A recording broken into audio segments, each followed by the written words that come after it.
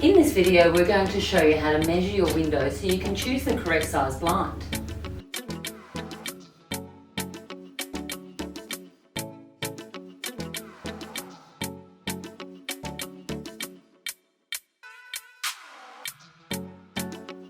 Before we begin, here's a few handy tips. Always use a metal measuring tape as they're far more accurate. Measure all of the windows in your room, even though they appear the same size, they may differ just a little in the measurement. Also, make sure you use a step ladder or ask someone to help. Firstly, you'll need to decide whether you're going to mount your blind on the outside or the inside of the window. So, outside mount would be on the outside, inside mount on the inside of the window frame.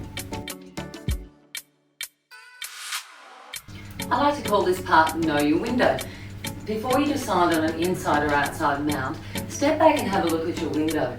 Take note of any window winders or any locks that may get in the way of your blind function. With this window, I've noticed that the frame is actually quite bulky and it sticks out quite a lot. For this reason, I'm going to choose to do an outside mounted blind. And now it's time to measure your window. Carefully use the step ladder.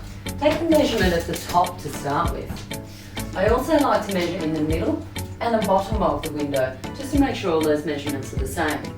Also take note of the architrave width, as this may come in handy for later when you're choosing your blind.